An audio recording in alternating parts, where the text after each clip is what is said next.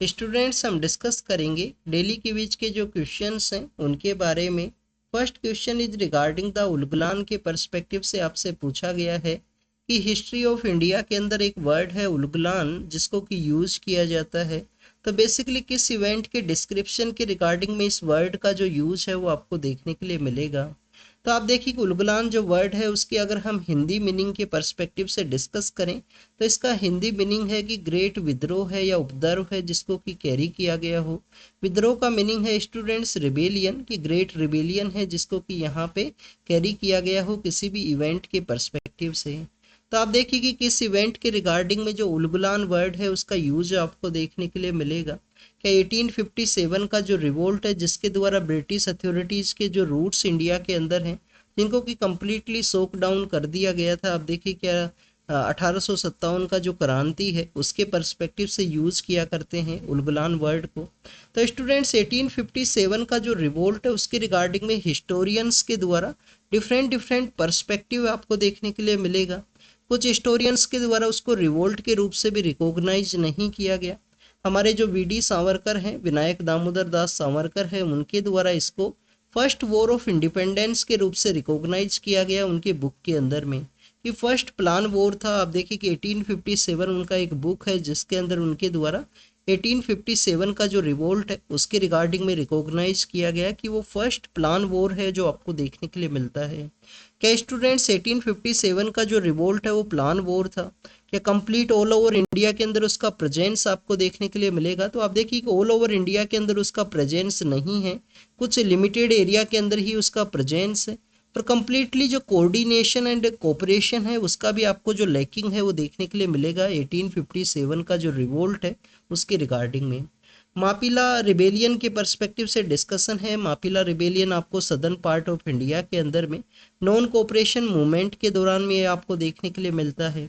क्या जो मोहनदास करमचंद गांधी हैं, क्योंकि आप देखिए कि उनका इस समय में इंडियन फ्रीडम मूवमेंट के अंदर इम्पोर्टेंट रोल है वो देखने के लिए मिलता है।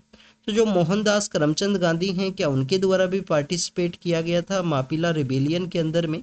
इसके पर्सपेक्टिव से आपको इन्फॉर्मेशन होना चाहिए, कमेंट सेक्शन के अंदर आप जरूर से बताना। नेक्स्ट अगर हम बात करें इंडिगो रिवोल्ट के पर्सपेक्टिव से, जस्ट आफ्टर द 1857 रिवोल्ट के बाद में इंडिगो जो रिवोल्ट है वो आपको देखने के लिए मिलता है मिडिल क्लास इंटेलिजेंसिया के द्वारा। एक इम्पोर्टेंट रोल है वो प्ले किया गया था इंडिगो रिवोल्ट के पर्सपेक्टिव से। और आप देखिए कि एक आपको जो प्ले है वो आपको देखने के लिए मिलता है नील दर्पण नाम का जो प्ले है, मधुसूदन दत्ता है उनके द्वारा उसको लिखा गया है, जिसका इंग्लिश के अंदर ट्रांसलेशन किसके द्वारा किया गया ये भी आपको पता होना चाहिए। नील दर्पण जो प्ले है उसका यूज आपको देखने के लिए मिलता है इंडिगो रिबेलियन के दौरान में। नेक्स्ट अगर हम बात करें तो भगवान बिरसा मुंडा के पर्सपेक्टिव से है। 1899 से लेकर 900 के वो समय है जब आप देखिए कि इनके द्वारा जो रिवोल्ट है उसको कैरी किया गया था छोटा नागपुर प्लेट्यू का जो एरिया है वहाँ पे। स्टूडेंट्स छोटा इन्हीं के इफर्ट्स की वजह से छोटा नागपुर जो एरिया है उसके रिगार्डिंग में छोटा नागपुर जो टेनेंसी एक्ट है उसको पास किया गया 1908 के समय में। भगवान बिरसा मुंडा हैं उनके इस रिबेलियन की वजह से या उनके इस इफर्ट्स की वजह से। तो स्टूडेंट्स जो भगवान बिरसा मुंडा का जो रिवोल्ट है उसी को उलगुलन के नाम से या उलगुलान के नाम से जाना करते हैं, ग्रेट रिबेलियन है ये। और इनको धरती अब्बा का जो टाइटल है वो भी दिया गया है, धरती अब्बा का जो टाइटल है वो भी आपको देखने के लिए मिलेगा। और छोटा नागपुर जो टेनेंसी एक्ट है 1908 एक्ट का जो 1908 के समय का वो पास हो चुका इसी रिबेलियन या इफर्ट्स की वजह से। नेक्स्ट अगर हम डिस्कस करें तो आप स्टूडेंट्स ये प्रीलिम्स के पेपर के अंदर क्वेश्चन पूछा गया था वैसे 2020 के दौरान में। और आज का जो द हिंदू का जो न्यूज़पेपर है उसके अंदर में आप देखिए कि एक आदिवासी महोत्सव है झारखंड गवर्नमेंट का, उसके रिगार्डिंग में एडवर्टाइजमेंट था।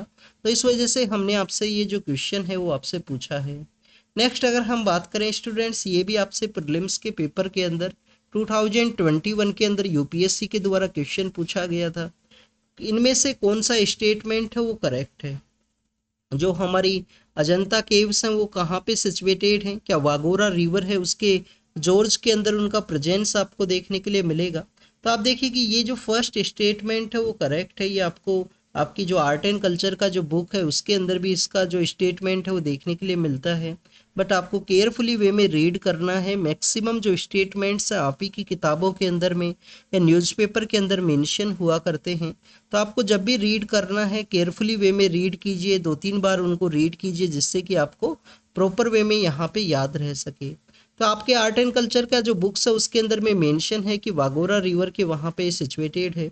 सेकंड स्टेटमेंट के पर्सपेक्टिव से अगर हम डिस्कस करें, सांची का जो स्तूपा है विदिशा के वहाँ पे आपको देखने के लिए मिलेगा, मध्य प्रदेश के अंदर में। और आप देखिए कि जो चंबल रिवर है जो western part of Madhya Pradesh से फ्लो किया करता है, राजस्थान के अंदर भी इसका फ्लो आपको देखने के लिए मिलेगा।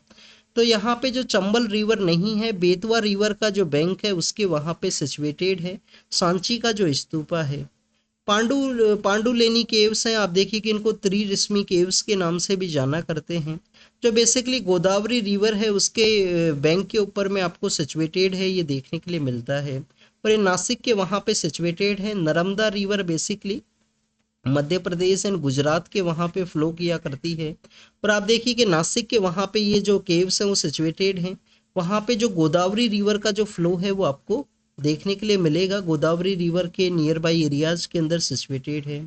अमरावती स्तूपा हमारे यहाँ पे डिफरेंट डिफरेंट आर्किटेक्चर के जो स्कूल्स हैं वो हुआ करते थे। गंधारा स्कूल है, मथुरा स्कूल है, ऐसा ही एक स्कूल आपको अमरावती के रीजन के अंदर देखने के लिए मिलेगा। और अमरावती का जो रीजन है आप देखिए कि जब हम सातवाहना एम्पायर के बारे में या जो आंध्रा एम्पायर है उसके पर्सपेक्टिव से रीड करते हैं, जब भी आपको इसका मेंशन है वो देखने के लिए मिलेगा। सातवाहना एम्पायर का जो ऑफिशियल लैंग्वेज है वो क्या हुआ करता था स्टूडेंट्स, प्राकृत है। काफ़ी सारे एग्जाम्स के अंदर ये क्वेश्चन पूछ लिया जाता है कि सातवाहना एक आपको मेट्रियार्कल एम्पायर भी देखने के लिए मिलता है। वहाँ पे माँ का जो नाम है वो यूज किया करते थे। आप देखिए कि गौतमी पुत्र सतकर्णी है, कि गौतमी का बेटा है सतकर्णी, ऐसा आपको जो नाम है वो देखने के लिए मिलेगा। तो अमरावती स्कूल है, अमरावती स्तूपा है, वो गोदावरी रिवर के ऊपर ना सिचुएटेड होते हुए आपको जो कृष्णा रिवर है उसके ऊपर इसका प्रेजेंस है वो देखने के लिए मिलेगा। फर्स्ट स्टेटमेंट इज करेक्ट कि अजंता जो केव्स हैं वो वागोरा रिवर है उसके बैंक के ऊपर में या उसका जो जॉर्ज है उसके अंदर में आपको जो सिचुएशन है वो देखने के लिए मिलता है।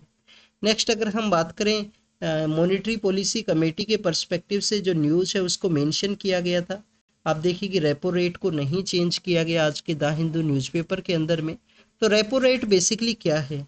रेपो रेट क्या यहाँ पे कुछ परसेंटेज है जिसको कि डिपॉजिट रखना है, कॉमर्शियल बैंक्स को जो कैश के अंदर में रखना है। तो आप देखिए कि कैश के अंदर में सीआरआर का एक कॉन्सेप्ट आपको देखने के लिए मिलता है कि कैश रिजर्व रेशियो है। आप देखिए कि एसएलआर का भी जो कॉन्सेप्ट है, बट एसएलआर को कैश के अलावा भी रखा जा सकता है। कोई और भी एरियाज है जैसे कि गवर्नमेंट सिक्योरिटीज है उसके अंदर भी बैंक्स के द्वारा एसएलआर के थ्रू जो इन्वेस्टमेंट है वो कैरी किया जा सकता है। सीआरआर आपको ओनली कैश के अंदर ही जो रिजर्व है जो कॉमर्शियल बैंक्स को कैरी करना होता है, 15 डेज का जो कैलकुलेशन है उसके बेसिस पे। नेक्स्ट अगर हम बात करें, क्या मिनिमम रेट जो सेट किया गया है रिजर्व बैंक ऑफ इंडिया के द्वारा कि बिलो उसके बैंक्स के द्वारा जो लैंडिंग है वो नहीं अलाउ है। तो बेसिकली आप देखिए कि ये तो बैंक रेट का पार्ट है। बैंक रेट जो मिनिमम रेट है जिसके ऊपर बैंक आरबीआई के द्वारा सेटअप किया जाता है कि बैंक्स उसके नीचे है वो लैंड नहीं कर सकेंगे। तो सेकंड जो स्टेटमेंट है वो बैंक रेट के पर्सपेक्टिव से है। The rate at which the central bank of a country lends money to the commercial banks. कोई भी शॉर्टफॉल की जो सिचुएशन है उस दौरान में कि सेंट्रल बैंक ऑफ इंडिया के द्वारा जो हमारा रिजर्व बैंक ऑफ इंडिया है उसके द्वारा कॉमर्शियल बैंक्स को जो मनी है वो लैंड किया जाए, तो आप देखिए कि उस दौरान में आपको ये जो रेपो रेट का जो कॉन्सेप्ट है वो देखने के लिए मिलेगा। या rate at which the central bank of country borrow money from the commercial bank within the country. तो आप देखिए कि जो फोर्थ स्टेटमेंट है वो रिवर्स रेपो रेट के पर्सपेक्टिव से है। रिवर्स रेपो रेट के रिगार्डिंग में ये आपको देखने के लिए मिलेगा। Basically students repo rate, reverse repo rate, CRR, SLR, ये कॉन्सेप्ट्स क्या हैं? इसके थ्रू मनी का जो सप्लाई है वो कंट्रोल किया जाता है आरबीआई के द्वारा, जिससे कि इन्फ्लेशन को कंट्रोल किया जा सके, इन्फ्लेशन को रोका जा सके। पर्सनस के पास में अगर मोर मनी अवेलेबल होगा डेट मीन्स कि उनके द्वारा मोर एक्सपेंडिचर है, मोर जो खर्चा है उसको कैरी किया जा सकेगा। अगर उनके पास में कम मनी है और आप देखिए कि यहाँ पे जो थिंग्स हैं उनको उनका जो डिमांड है उसके पर्सपेक्टिव से उनको ज़्यादा परचेज कर पाएंगे या नहीं कर पाएंगे, अपना जो बेसिक थिंग्स हैं उनको ही परचेज कर पाएंगे। तो ये मॉनेटरी पॉलिसी कमेटी के कुछ टूल्स हैं, CRR है, SLR है, रेपो रेट है, रिवर्स रेपो रेट है, जिन सभी के बारे में आपको इकोनॉमी के पर्सपेक्टिव से पता होना चाहिए। तो सेंट्रल बैंक के द्वारा एक रेट है जिसके ऊपर जो कॉमर्शियल बैंक्स है जिनको कि मनी लैंड किया जाता है, वो आपको रेपो रेट है वो देखने के लिए मिलेगा। आप देखिए कि रेपो रेट को अगर यहाँ पे इंक्रीज किया जाएगा तो कम पैसा है वो बैंक्स के पास में आपको देखने के लिए मिलेगा, और कम पैसा है तो उस समय में बैंक्स के द्वारा जो कम मनी है उसको लैंड किया जाएगा। कम मनी को लैंड किया जाएगा तो पीपल्स के पास में जो कम पैसा है वो आपको देखने के लिए मिलता है, तो उस समय में इन्फ्लेशन को कंट्रोल है वो किया जा सकता है। नेक्स्ट अगर हम बात करें CDSCO से सेंट्रल ड्रग स्टैंडर्ड जो कंट्रोल ऑर्गेनाइजेशन है उसके पर्सपेक्टिव से है कि इनमें से कौन कौन से ऐसे फंक्शन हैं जो करेक्ट हैं CDSCO के रिगार्डिंग में। क्या जो नई ड्रग है उसका अप्रूवल है वो किया जाता है CDSCO के द्वारा। तो स्टूडेंट्स नई ड्रग का जो न्यू ड्रग है उसका भी अप्रूवल आपको देखने के लिए मिलेगा। क्लिनिकल जो ट्रायल्स है उनको कैरी करना है या नहीं करना है उसके रिगार्डिंग में भी आपको जो CDSCO का इम्पोर्टेंट रोल है वो देखने के लिए मिलता है। इसके अलावा आप देखिए कि जो CDSCO है वो आपको एक नेशनल रेगुलेटरी अथॉरिटी है।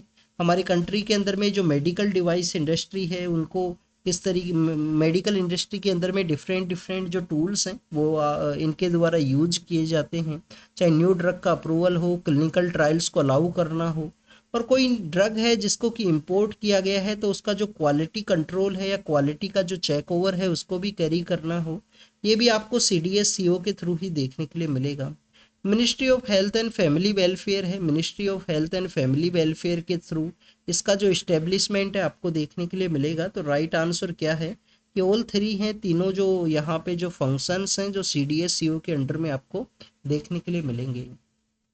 नेक्स्ट आप देखिए कि यहाँ पे आपसे क्वेश्चन पूछा गया है कि consider the following rights available to Indian citizen under the right to life and personal liberty of a person, कि हमारा जो आर्टिकल 21 है उसके अंडर में इनमें से कौन कौन सी जो राइट्स हैं वो अवेलेबल हैं इंडियन सिटीजन को। तो आप देखिए कि राइट टू शेल्टर है, राइट टू शेल्टर एक बेसिक राइट है जो article 21 right to life and personal liberty का आपको पार्ट देखने के लिए मिलेगा।